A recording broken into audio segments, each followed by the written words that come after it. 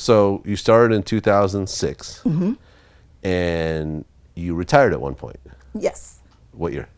I retired in 2012. Okay, so 6 years. Yep. What caused you to retire? I guess it was a sign. It was every day. Every day when I'm driving, from the very first day that I started in porn in the industry, I always prayed. I prayed in my car on my way to set. And I would just ask him for, safety, just surround me with, safe haven of me coming on set, because I don't know what I will find on set. And then when I finish my scene, I will ask for forgiveness, and I say, if this is not what you want me to do, please show me a sign. 6 years, never had a sign. I was in London, me and my partner, and at that time I was planning on retiring actually the end of that year. And we was gonna go straight into the music business and do other stuff with our production company. And then I had came home. My cousin had passed away, and I was in Chicago for like a month. And then probably like 2 weeks after my cousin passed away and we buried him, I found out I was pregnant. Now, mind you, it was told to me I can never have any kids. But why is that? Yeah, because I was very athletic and I had cysts on my ovaries. So it covered my ovaries. Fibroids? Yeah, fibroids and things like that. So it covered, my ovaries. And so we kind of thought that, it would never happen to me. Okay, so you were never using birth control? No. Okay. No, and I was with him for, 10 years, after I, got divorced and whatever. He was my next man and, never once, nothing. And actually it happened during the same time all hell broke loose. And I felt like that was a sign, because probably 99% of the time I probably would have been on set when all of that madness was happening. Yeah. Okay. So what do you mean by all hell broke loose? That's when all the AIDS scare and the syphilis scare and all those things happened. Okay. So the syphilis thing was the Mr. Marcus thing. The AIDS thing was it was a girl whose boyfriend, I guess, was bisexual and was doing gay porn. And tried to enter into, the heterosexual side, was on the gay side, tried to, come into the heterosexual. And that was like a sign for him to saying, like, okay, now it's time for you to exit stage left. Yeah. So you had a boyfriend, I guess, for 10 years. So this was before you got into porn. Because porn was 6 years. So you moved to LA. Not too long after, I guess, got a boyfriend? Somewhere around? No, actually, I met him in Chicago. Met him in Chicago? I met him in Chicago. I moved here first. Okay. Then he followed after. Then he followed. Yeah. Okay, and you said you were married before? Yes, I was married before. For how many years? Too long. Bunch of years. Okay. Too long. Okay. Too long. Was there a specific reason why you got divorced? Yeah, we were just growing apart. Really growing apart. He at that time, my husband, he was a drug dealer at that time. Okay. And we just grew apart. We're still real cool now, but it was just that. We grew apart. I no longer wanted to be in that world. Do you want to be a trap queen? No. No, I was working 9 to 5s and, my 9 to 5 and I just didn't, yeah. Now, once you started doing porn, did you and your ex-husband have some conversations about it? Oh, yeah, he did not like that at all. Really? Oh, no, he did not. No, he did not like that Cuss you out? Yeah, I was called a few hoes and bees all through that whole conversation and embarrassing him. And it was a really bad, probably 3 years. 3 years of it, yeah, it was pretty bad. But you guys weren't together anymore? Right, we wasn't. Oh, but he was still calling you up and being mad at you?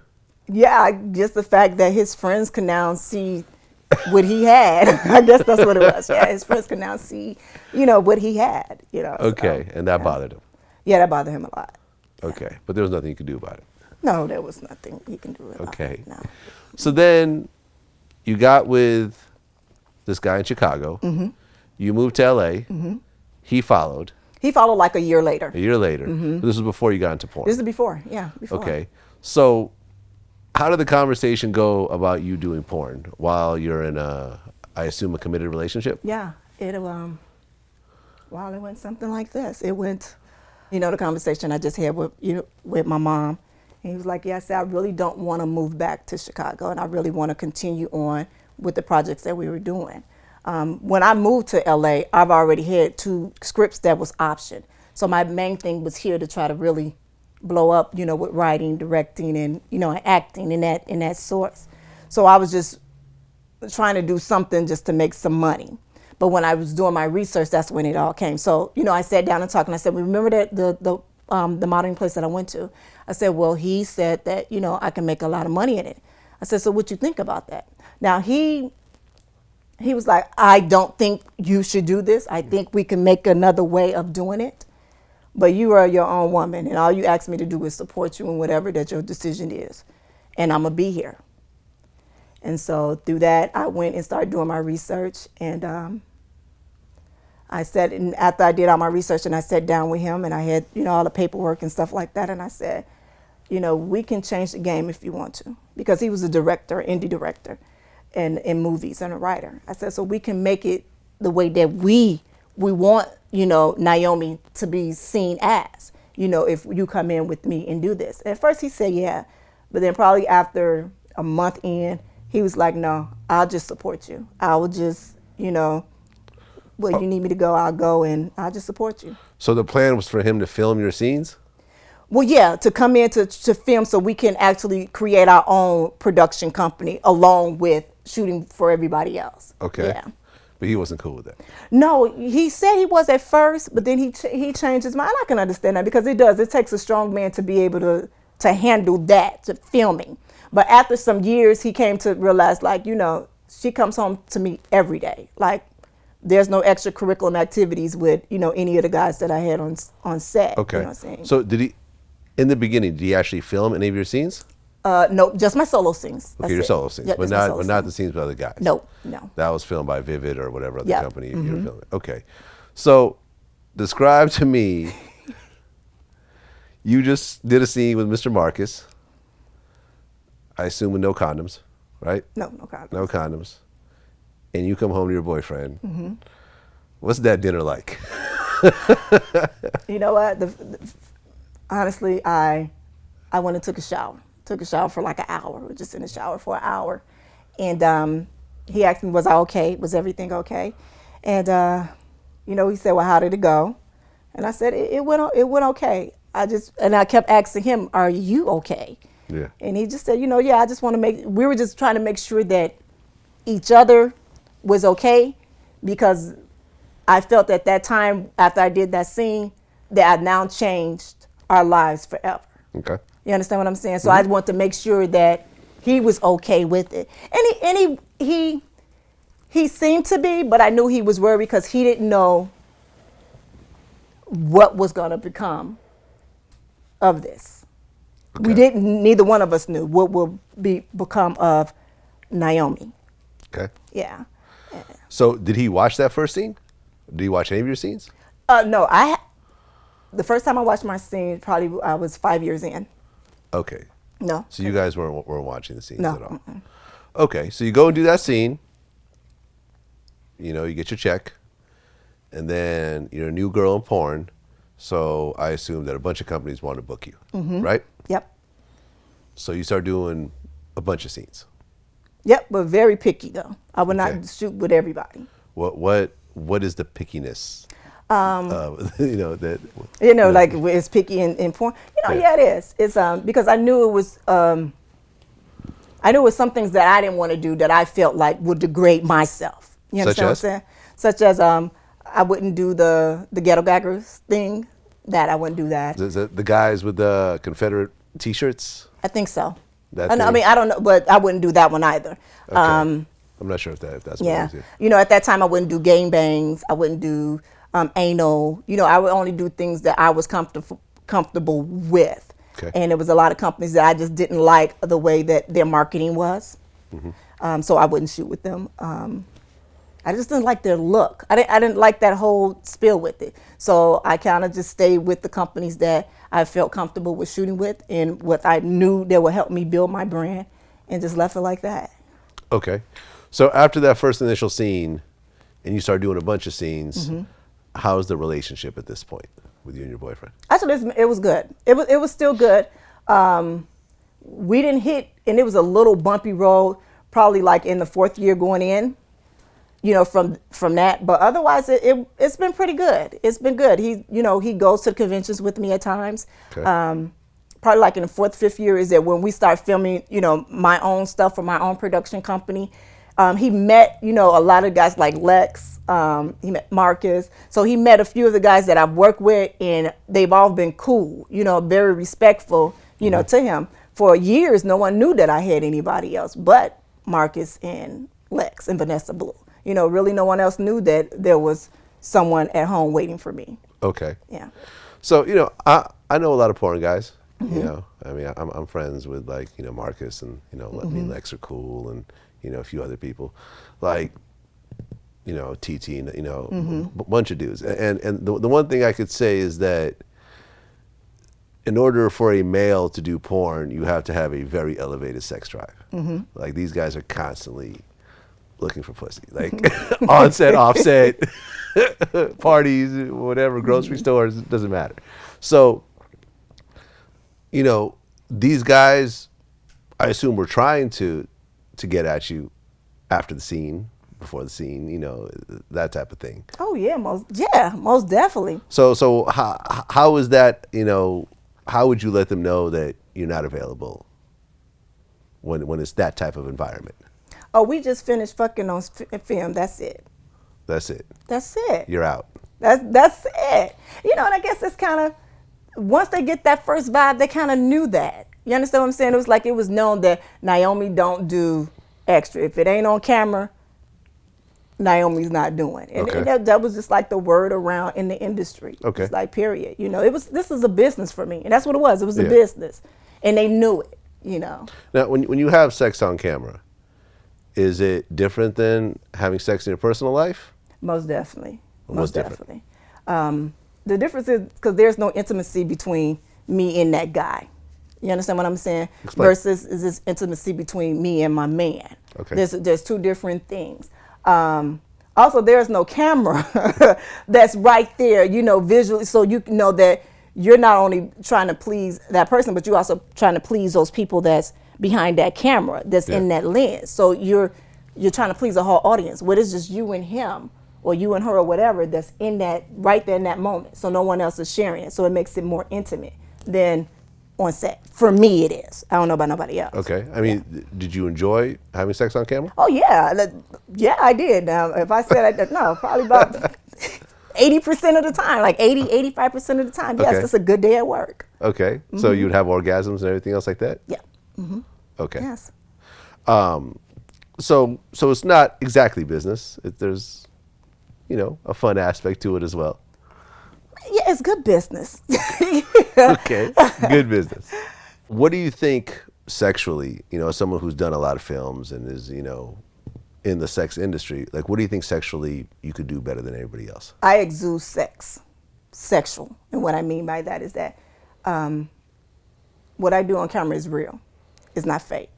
I learned a lot about myself sexually on film, which is something that I know my audience, my fans love, is that they know that when we see a scene with Nyomi, with Lex, or Nyomi with Marcus, Nyomi with LT, it's a genuine feel because I'm learning about myself sexually from that. And I think that's probably something for me that's different from a lot of people. I came in the industry as a woman, knowing, what I want and what I wanted to get out of it, not only financially and business-wise, but also learning about myself sexually. So I guess that's maybe the best that I can say, that I'm better than anybody with that. Okay. Yeah. Gotcha.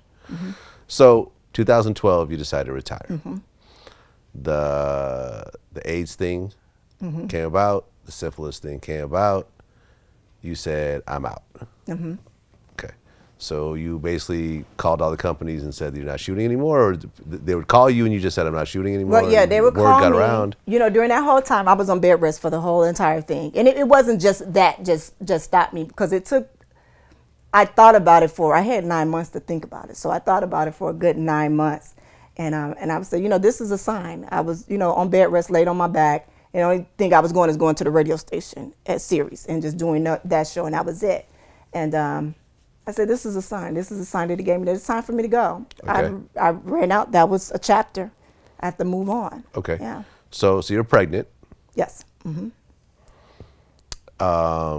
You've quit the adult industry. Yes. You have the baby. Yes. Boy or girl? A girl. A girl. Okay. She's how old now? She's 2. She'll be 3. Okay. Coming up on 3. At some point, there's going to be a conversation about what mommy did when mommy was younger, before mommy had you. Do you think about that conversation? Yes. Is there a plan as to how to lay it out? You know, all I have to say is these are choices that I made that I thought that was best for me and my family at that time. Right. I don't know if she would see those things or, you know, or whatever. But if you do, this is what mommy did, period. You know, I was very sexual. We had sex on camera. This is what I did, period. Some people don't like it. Some people say it's a sin. Some people say I'm going to hell. Some people say I'm a whore. I'm a this and this and this. Yeah. But you know who mommy is. Right. You understand what I'm saying? People always say something about you, regardless of what you do.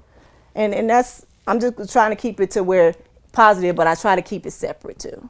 Sure. Yeah. Now, you know Nat Turner, right? Yes. Mm-hmm. He has a baby with adult film star. What's her name? Isla Fox. Isla Fox. Now, correct me if I'm wrong, but I'd heard that Isla Fox's mom did porn. Yes. Mm-hmm. Okay. Are there any other like mother-daughter porn stars that you know about? No, not up. That's the only one that I know. Isla Fox. Yeah. Isla Fox's mom did porn. She ended up doing porn herself. If your daughter said, "Mommy, I'm turning 18 next month. I want to follow your footsteps and be a porn star. I'm going to be the biggest thing in the world. I'm going to be the I don't even know, the Nyomi Campbell of the porn world." No. You know what? No. You know, just like I would tell any young lady that's trying to get into the industry now, I always tell them to wait. Wait till you guys are 21, till you lived a little bit, and you know you try to figure it out. But for my child, I wouldn't want them to go down that road. Probably was the same thing. My mother didn't want me to, to do that. No, I wouldn't. I wouldn't, because the porn is not nice to little black girls. Okay. Explain, what do you mean by porn is not nice to little black girls? It's not, it's not, they say that it's not a market for women of color, black women, but it is. At times, and I've seen it, not my story, but I've seen a lot of young ladies who came in after me, and they had the hardest time of being booked constant, and being paid, their rate or a higher rate, as some of the counterparts. You have a lot of, You're saying the white counterparts. Yeah, the white counterparts. Okay. You have a lot of, superstars that was out that were nominated for awards and didn't win any awards. You understand what I'm saying? And even when it comes to them branding themselves, they really don't help, with the women of color to brand themselves. Okay. You understand what I'm saying? So they're not, it's not nice. Okay. For me, it's not nice what I see. Yeah. Okay, so let's just say she's 21 now, and she still wants to do it. I still tell her it's not nice. So you try to talk her out of it. Yeah, I would definitely try to talk her out of it. I would definitely. But if she's like, "Well, Mom, you did it." Yeah, and that's, but yeah, I did, and it was a choice that I made. But if I jumped off of a bridge, are you gonna jump too? Because your mom known from jumping off a bridge, you're gonna jump off a bridge and die? You don't have to do it. That's the thing, is I've worked so hard where you don't have to do it. I felt like I had to do it. Financially. Yes. Mm-hmm. You think that most girls get into it strictly for financial reasons? A lot of them do. Yeah, a lot of them do. Yeah. As opposed to like really being exhibitionists and being sexual and so forth. And you have some that's like that too, Okay. but I think it's more financially. Yeah. Are you guys married? You and your daughter's father, or no? We're together. You're together. Okay. So have you and your daughter's father talked about this situation, about your daughter and knowing, what mom did, and possibly, if she wants to go into that field and stuff like that? What are his thoughts about it? His thoughts are the same as mine. It's something that he doesn't want to do because he's seen it firsthand, from me and with the young ladies and they talking and, he sees it, all. And, no, it's something that he wants. But will we support her in doing it if she chose to? Yeah. I would never want her to be out there by herself. but I would definitely try my damnedest to talk her out of it. Like, I would show her horror shit, you know. Well, I mean, at a certain point, you have no control. Right. Mm-hmm. You know, once they turn 18, technically, you can't Exactly. say you can't say anything. Mm-hmm. Gotcha. So did your boyfriend start to film you at one point, or no? So start to film boy-girl scenes? Yeah, we did a few boy-girl scenes, mostly girl-girl scenes, but some, you know, and that was on my decision because I just felt very protective of him and never wanted him to, and it's funny when I say they feel disrespected or uncomfortable. Okay. So he filmed me with, you know, a few people, you know, that's it. And he was fine with it. He just says, just like me watching a movie, you know, just like watching a porn, you know, period. But I just always try to want to kind of keep it, you know. Well, I mean, how is it for a man filming the woman that he's with having sex with another man and actually doing their job and not getting angry or wanting to beat the guy up, or, you know what I mean? Because you always hear the stories of, you know, a guy walks in on someone having sex with his girlfriend, and, you know, like, for example, like the War Machine story. Mm-hmm. You know about that, right? Right. Mm-hmm. You know, this guy walked in and there was a guy at his girlfriend's house, and now he's in prison. You know, right? But this is something totally different because this is a business, and I mean, this is for somebody. They will have to know me personally to know that I'm about business. You know, foremost. So he knows that that's it. That's a business transaction that we're doing is fucking, and I'm here holding a camera because when we trying to save money, we don't want about a cameraman. He can hold camera. You understand what I'm saying? So he kind of understands that it's a business, you know, for me. Okay. Mm-hmm. Any arguments ever come up about this type of thing? Like, no. He was always cool with it. He was always cool. I think it wasn't even an argument. It was just, that's when I knew that I probably need to pull him back from being in the industry. Mm-hmm. I was at a party. And I was still the new girl. I was a new girl. So a lot of guys were just, you know, just standing around me and they were, you know, talking or whatever. And he kind of felt uncomfortable with that. And he just said, it was one statement that he made. And he was like, you know, they just want to fuck you, right? Yeah, they do. Because this is what we do in the industry. Mm-hmm. So then when I went to explain to him, like, yeah, they were talking to me. So I can tell my agent, you know, about this dude or this dude or this dude. Because at that time, I think I probably did like 5 scenes at that time. So I was still pretty new. And they want to work, you know, so they want to come and smooth with the new girl, you know, so the new girl could say, you know what, I would like to work with such and such and such. Right. Yeah.